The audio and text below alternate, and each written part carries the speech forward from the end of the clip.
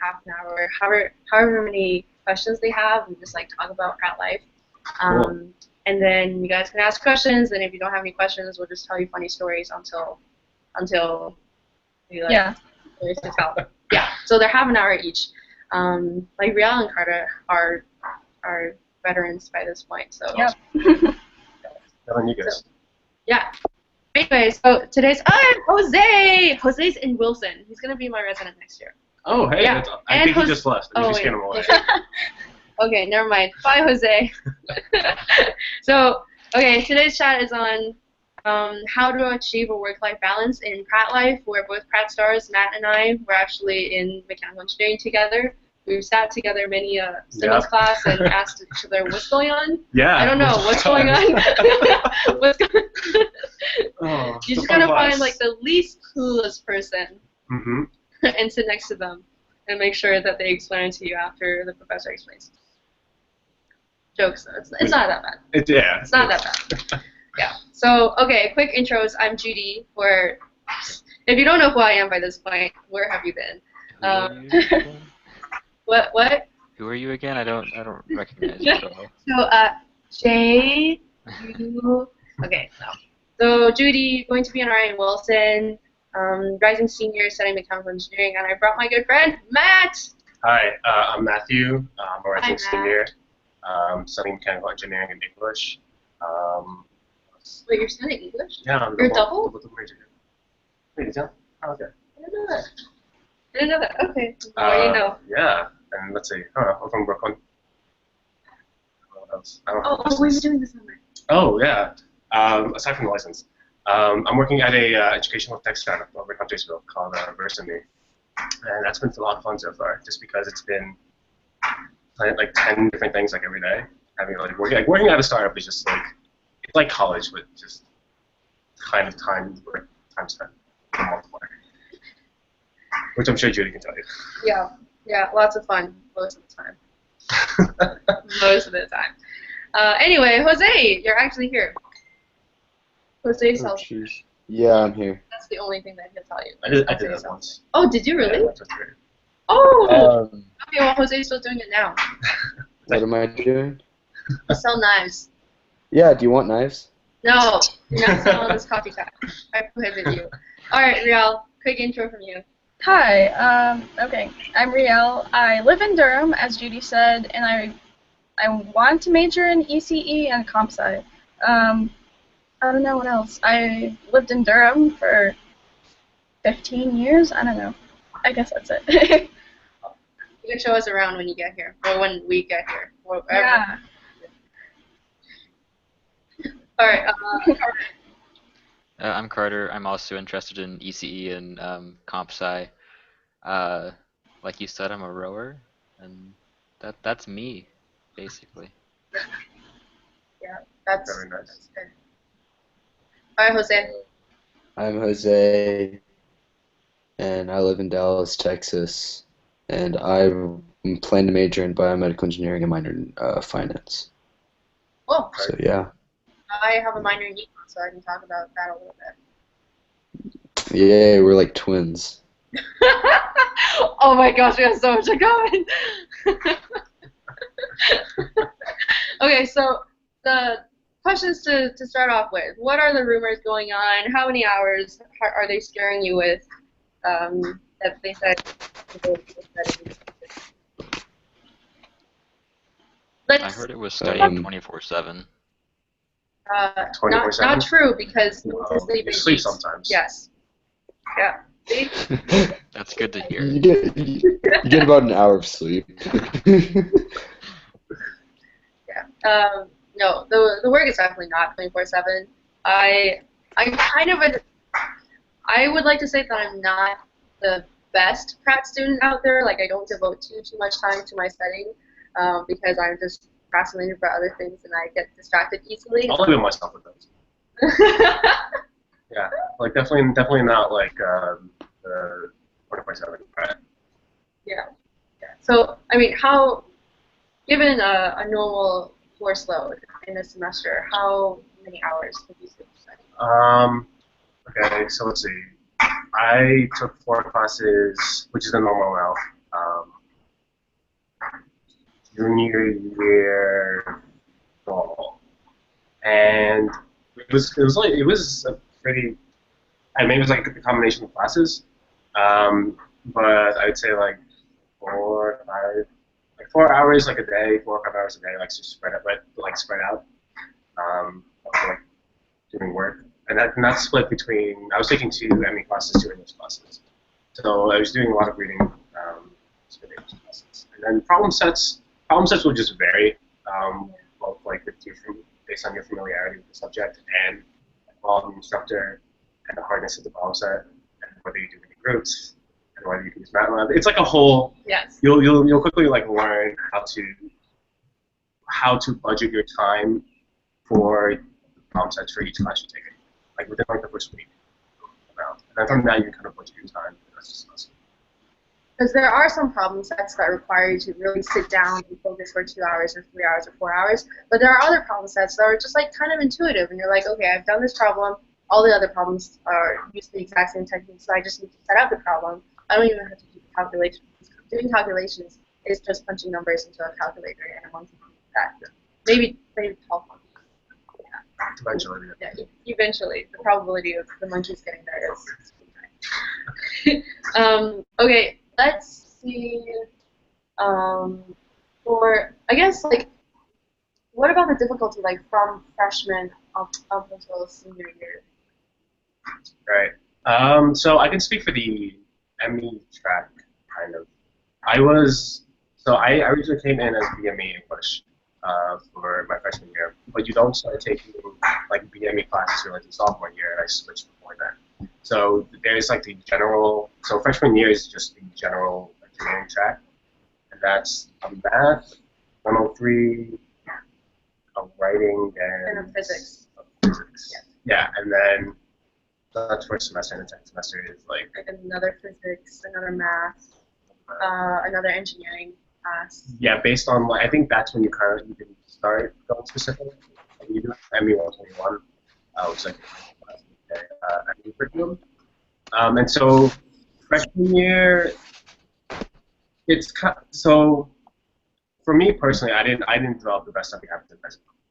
So a lot of my freshman year was just spent like learning how to study, learning how to actually just sit down for like hour or 2 hours on like one subject because I never had to do it before, and I think that really hurt me freshman year because I was just super inefficient with my time. So kind of if you learn how to do that, you're already on the ball. You're already ahead of the curve. And also, let's see, fall semester. Let's go do by semester. Yeah. So fall semester, the beginning is like you can kind of get easy into it. It's not too bad. I think the hardest part about fall semester is the transition from high school, because like fall semester they don't really give you hard classes. Not really. Like looking back, fall semester, like if they give me fall semester classes now, I'd be like, oh, glory be hallelujah. The one class that I had like trouble with, it was like the math class, and I think it's just because like math class, it differs depending on who you talk to, but the general consensus is math is hard. Yeah. Which math did you take? One. So Calc 2. Yeah, that was the first math class that I took too. If you ever want a confidence shatter, take that class. Take any. Yeah. Yeah, because like they make it obsolete.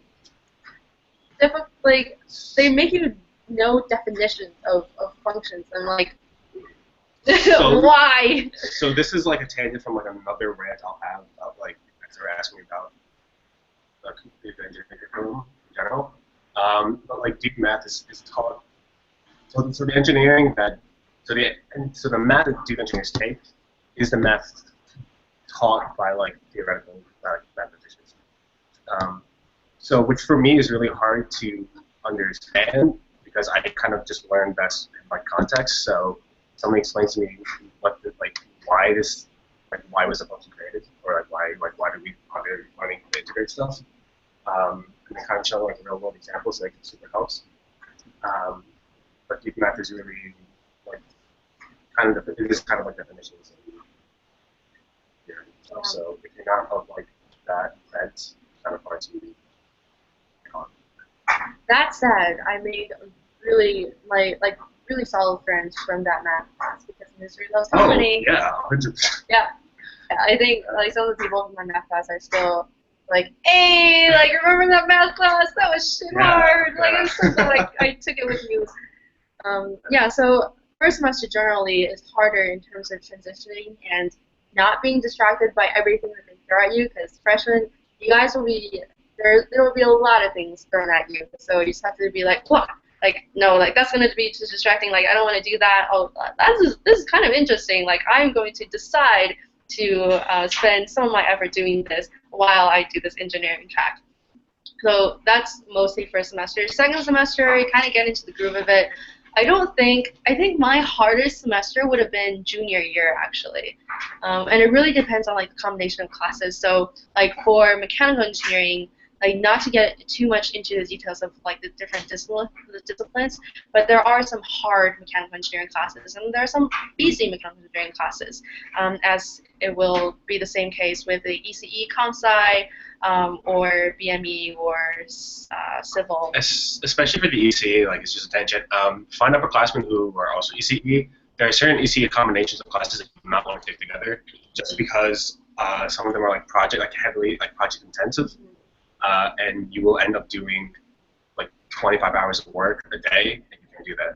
So you have to figure out which combinations to like not do, specifically for ECE. Yeah, but I mean, people ahead of you have already found that tried and true method. So instead of you being the guinea pig of your schedule, make other people be the guinea pig of your schedule and just reap the rewards from them and learn from them. So when you set a reap schedule, you don't set up a suicide mission for yourself. Yeah, so that's it for like workload wise and difficulty wise. Right? Anything to add on that?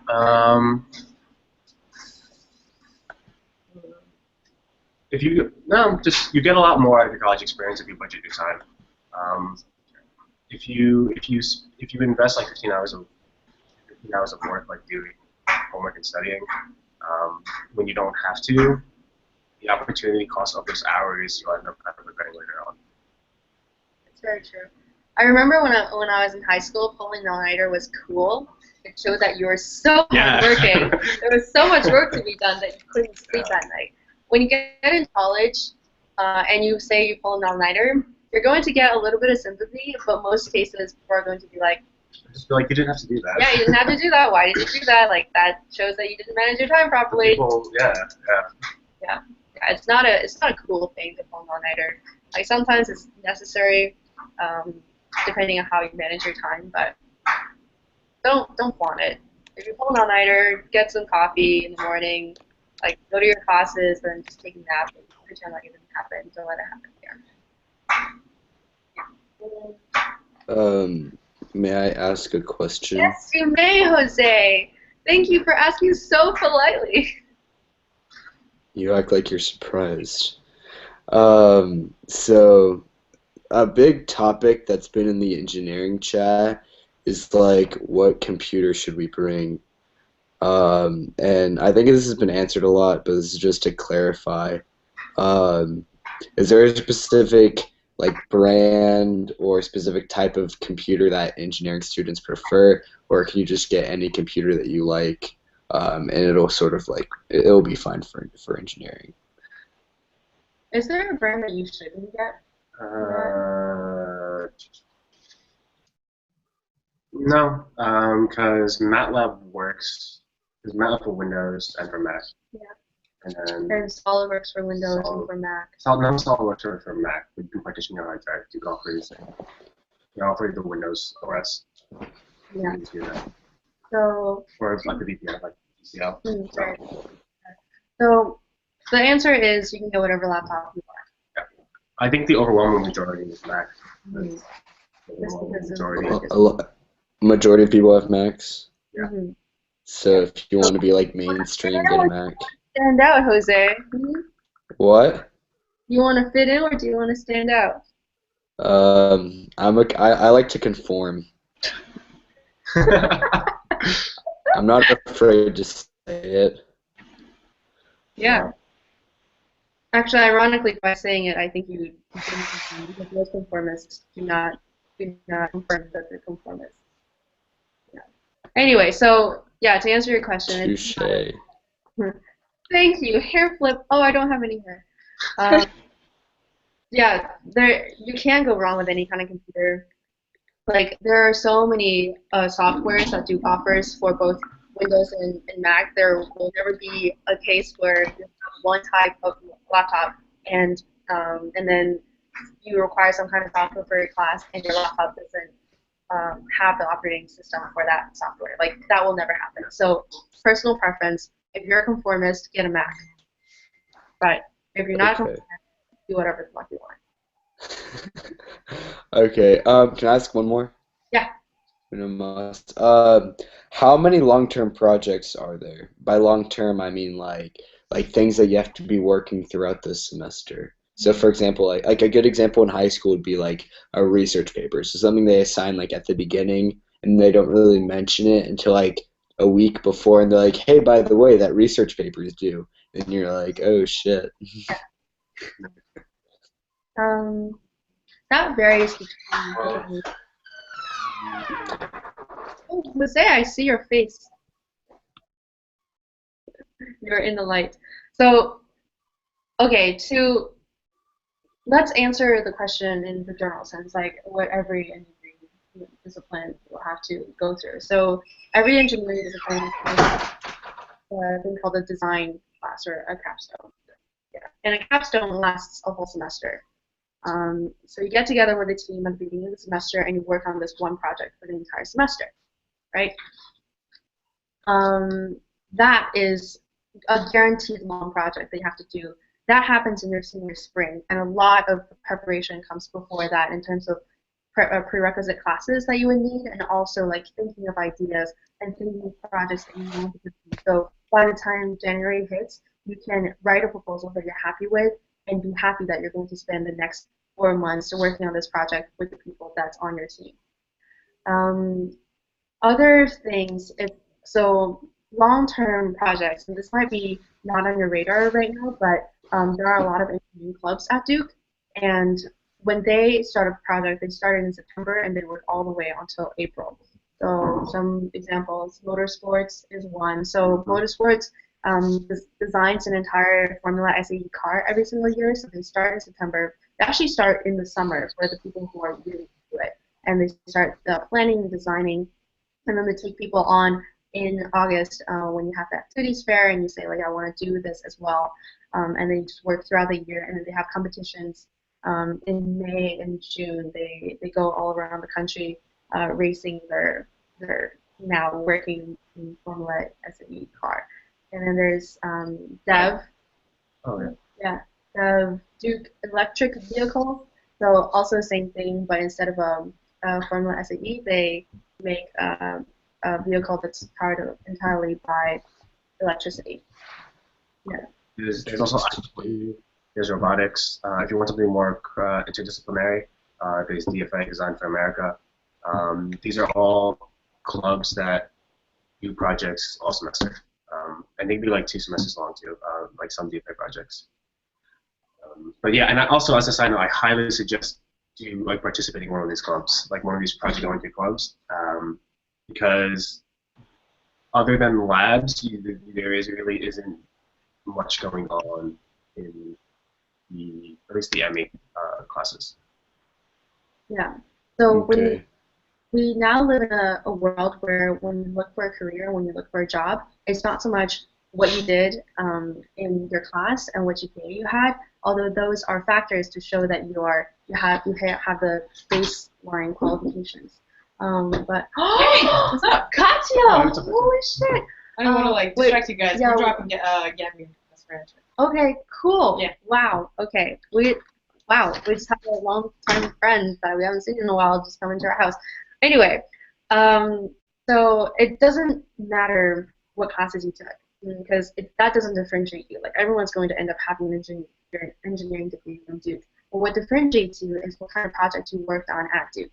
So were you the design lead for? I just met the design lead for the framework of the motorsports car today. Her name is Sarah, and like when she talks about like all the initiatives that she took to design this car. Like, those are the stories that your employer is going to want to hear, and those are the experiences that's actually going to make you above and beyond, or make you exceed the expectations of your employers, and sell you as the most qualified candidate for a job. Yeah, so definitely join one of those clubs. Cool. I'm gonna be annoying one more time and ask one last question. How did you deal with I'm a huge procrastinator. So, how do you get over that? Because you admitted it, whereas I still have not admitted that I am a procrastinator. Okay, so saying you're procrastinating, asking how do I deal with it? Essentially. So big thing that helped me starting sophomore year, kind of showing a little bit earlier, but there's like syllabus week, and President will just give you the syllabus. They have the calendar on it. Just open up, make a Google Calendar, and put everything in it. Both like when your classes are, when the tests are, when projects are due, and when homeworks are due, because they will have all of that on the syllabus. And if they don't, like, go and ask them, and they probably have it somewhere on the calendar. And that helps immensely, one, when you're planning when you want to do like extracurriculars, when you want to do things for fun, and like when so that's a huge thing about like doing. And then personally for me, what works really well is having a to-do list for like a day. So I buy like a pack of 100 index cards, like blank white index cards, and then I just write down like before I go to bed, I just write down what I want to do today. Like, I'll prioritize with like I'll like circle it if I have to do it. And so when there's like a lull, I can kind of pull it out, look, and I can do that now. And that's something that kind of I just learned because I had to, or I just drowned with like the workload. Not because it's like that bad. I want to scare you. I'm just very bad at like allocating my time. So that's a really good one that I've wanted to do. For me, what worked for me is I would start assignments the day that they're assigned, because when you first get assignments, like, you're actually, some people might not admit it, but you actually get really excited about this new thing, and you're like, ooh, I wonder like what we get to do here. So like, I would start just a little bit on that day to kind of keep the excitement going, and that reminds me that, okay, so this assignment, like this homework set or this project, is due like 1 week from now or like 2 days from now, and that keeps it in my head. And also, the hardest part for me is starting. So the longer you leave something, the harder your mind's going to make it seem.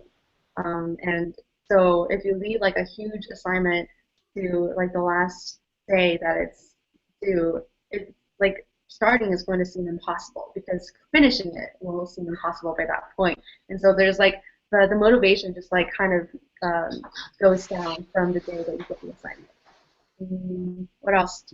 Yeah, studying with other people really helps too. Especially like if you kind of like care about your, not so much reputation, but like, you don't want to be the only one in your study group who doesn't know what's going on. Like, yes, the material might be hard sometimes, and there will be a few people who don't know what's going on, and you kind of help each other build your knowledge until everyone's on the same plane. But if everyone's on the same plane because they've done their due diligence, and you're the only one who's like, what's going on, then you yourself won't let yourself live that down, and you'll feel it inside of you to like make sure you're not that person the next time you study with someone. Yeah. Anything else? You good, Jose? Riel, Carter, do you guys have any worries? I am perfectly fine. Okay. That's great. And Riel? I'm pretty okay. Okay. We do like things that we wish we knew coming to engineering. Yeah, sure. Yeah. Okay. Real. I What? saw that. I saw that favorite in the group me. What? Never mind. Okay, I'll talk later. Yeah, they're a 2020 group. They're like 1,000 people group me. It's like totally ineffective. All of you are smash your phones over here. It's actually 706. Jesus, get it right. God. Oops. Are you gonna use your sword? No. Yes. Like, yeah, I'll use this. Actually, when I met him was, can I bring my sword into the dorm room? Anyway, so things that we wish we knew coming into the Pratt life. First, you are not a prisoner of the Pratt life. Sometimes. Like, all I'm saying is, when EGR 103, test 2 was the day after Halloween. All I'm saying. That's true. That's true. But coming from the self-admitted procrastinator, yeah. So, but actually, what I meant is, so for me, it's a little bit of a different case.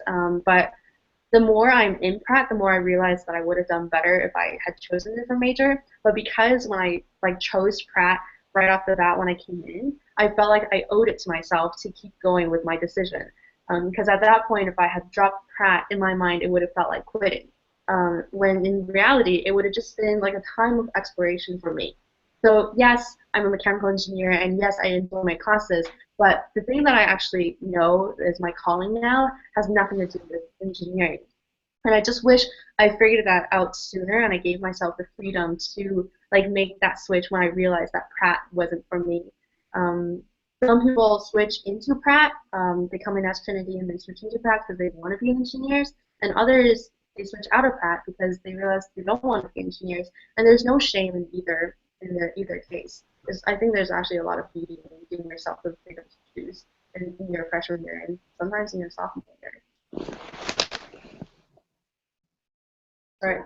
Stuff I knew I wish. Yeah. Stuff I wish I knew. Okay, so I'm going to preface this with saying the reason why I chose engineering is because, ever since I was little, I loved doing like projects, like just making things better. And when people were like, "What do you want to be?" I'm like, "I'm going to be an inventor," which isn't like a real thing. But the closest analog is an engineer. And so I knew if I wanted to do like bigger projects and work on like more complicated things, I need to learn like the math and the science behind it in order to do that. And so I think I had this romanticized view in my head of, I would spend like nights up working, like up until like 5 a.m. But I would be working on like a like physical tangible thing, like a project that's something I could demonstrate. And talking, and I don't know if this is like just like a bias from my friend group, but it seems like the reality is that the Duke engineering curriculum, very comprehensive, in more towards the theory, in that a lot of the classes aren't like project based. It's like ME 121 is one of my favorite classes I've ever taken because it's a purely project based class, and you learn hands on. You learn parts of the design process. You learn how to work in a team, which is incredibly important because you don't have to just do that for the rest of your life. And it was just a lot of fun just because of the atmosphere. Yeah. And then after that, you start learning a lot of like the fundamentals, like science, math, MATLAB. And those are like they're like fun classes, they're fine classes, but I know I was like super disappointed in not having as many projects to do, like something I could hold on and be like, I made this. And which is why I super recommend doing academic engineering curriculum. Get involved. If the reason why you got into engineering is because you have that like, in the creative like, side, like one of those. Otherwise, you'll probably just get frustrated. You kind of have to find out there. So extracurriculars is a great way to do that. And then another thing I wish I knew coming in was that office hours are amazing. Go to them all the time. Even if there's no, just go. Just talk like, bring like coffee and donuts. So just hang out. You can talk with the TAs, talk with the problem sets, talk with like people who are also there, the classmates, and the professors. The thing about office hours is that it's a natural filter.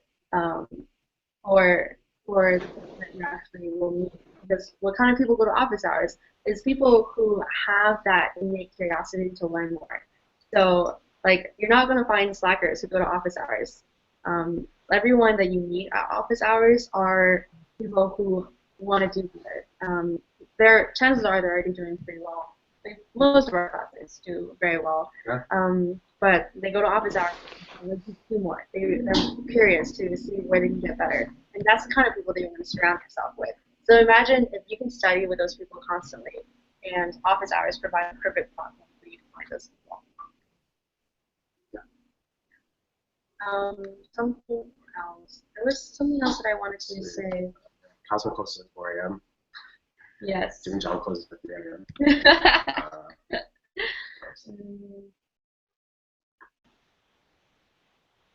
Actually, I think that's pretty much it. So there are, like, as engineers, our schedule, like our academic schedule, isn't as free as our Trinity counterparts because for Trinity people, like, they can take whatever classes they want and just try different things. And chances are it'll count towards their major or their minor or their certificate or whatever. Whereas for engineers, like our classes are more or less set. So you have to take class number 1 before you can take class number 2, before you can take class number 3. That's why it's harder to transfer into Pratt from Trinity than to Trinity. But given that strict schedule, like as you will find with all engineers at Duke, like we don't use that schedule as an excuse to not get out, to not go out there and do the things that we like to do. So in terms of engineering clubs, you can join one of those where you can do an independent study project. Those are actually really fun as well, especially if you get a professor that really cares about you and fosters that learning ability. Because what Matt was saying about like applying all the theory that you learn in class, like independent study projects, even work studies with a professor is like the epitome of applying knowledge that you learn in the classroom right away to something that you can apply into the real world. Okay, so this is probably like one of the most important things. Make sure you find at least one upperclassman who is on the trajectory that you want to be. An anecdote from my roommate, Cynthia. So Cynthia is now going to work for Boeing. She was a year ahead of me, and I benefited so much from living with her because I would be taking my classes and I would ask her like, Cynthia, can I do these 2 classes together? And she'd be like, yes, but you have to work really hard. What about these 2 classes? That'd be too easy for you because then next semester you get all the hard classes together. So that is one thing, but then also like working through these like different homework sets. Like if I'm stuck with something, I can ask her because she's like right there, 2 feet away from me. But also like what should I do with my career? Like what kind of job should I be looking for? How should I go through the interview process? Because everything that she did, I wanted to do in approximately the same way. So I was mentored a lot by her, just vicariously through the friendship that we had and the roommate situation that we had. But if you really seek those out, you will be able to find upperclassmen who are willing to help you. Because chances are upperclassmen have helped them in their freshmen. Definitely like my relationship with And just imagine like rate your professor, but like up to date and the responses instead of just Joe who gave a 1-star rating. Okay, do you guys have any lingering questions? Just anything about Pratt in general, anything that we've talked about so far? Another question. So how much programming background should we have coming into Duke? Okay, so if I had said you need to know a shit ton, would you crack open your laptop right now and start learning how to code? Probably. Probably? Okay, so I would have said probably not, because it's the end of July and you have, 2 weeks before you come on campus, 2 or 3 weeks when you come on campus. There's nothing that you can learn in these 2 or 3 weeks that's going to give you an advantage above anybody else. So at this point, I think it's a moot point. But fortunately, for everyone who doesn't know how to code, you don't need to know a single line of code. Like people are coming in from all different walks of life. There are first generation like kids who don't even know what college is like, and they have just as much a chance to succeed as Legacy does. So it really doesn't. The fact that you got into Duke means that you're qualified to come to Duke, and it's not only that you're qualified based on the things that you did before, but it's like that heart that you have. Oh, you're screen sharing. That's cool, Jose.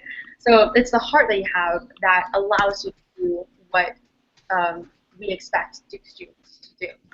So anything that you need to learn to succeed at Duke, you will have a chance to learn that at Duke.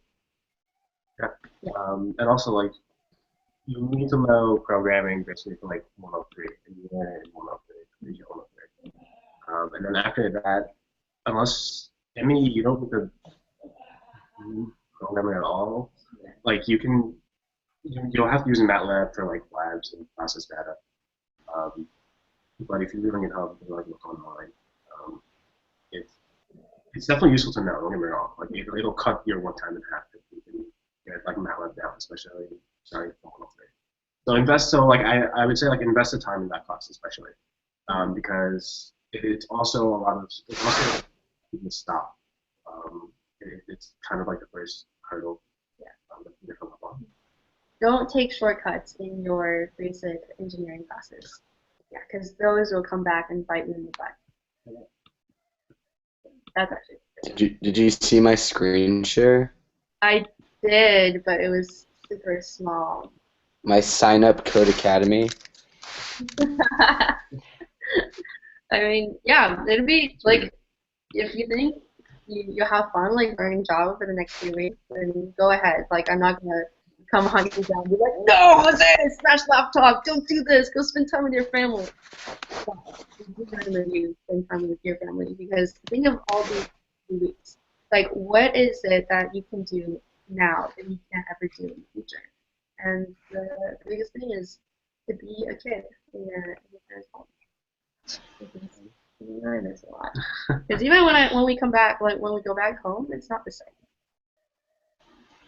Once you leave the nest, you come back to visit. You don't come back to stay.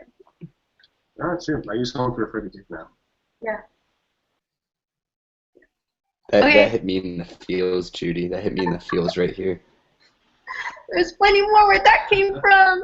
Come to my RA couch. Right in my pec. What? Where's that? I can't. My pectoral muscle right here. All right. I don't do like one. Okay, yeah. So it's just something I kind of have learned to try like trial and error and just from like finally talking to people like older than me. But so in school, like college, and then like life in general, the best indicator of like success isn't like your IQ. It's not like your SEC. It's not like your personality. The greatest indicator of future success is like your grit. So getting up after you fail, because you will. Like it's just the people who don't cross the finish line aren't the ones who give up. So take that going forward. So when you do, if and when like something kind of hits you over your college career, just keep it in the back of your head. Like just you gotta finish it. Definitely in the picture. And now you know there's at least 2 upperclassmen that you can talk to when you fall down and you don't think you can get up again. Because you can't get up, and we'll drag you up. Yeah, there'll be plenty of people. Yeah. Don't worry about it. Sounded very aggressive. Okay, I'm gonna stop this broadcast because I think we've gone like past 40 minutes. Thanks for watching, guys.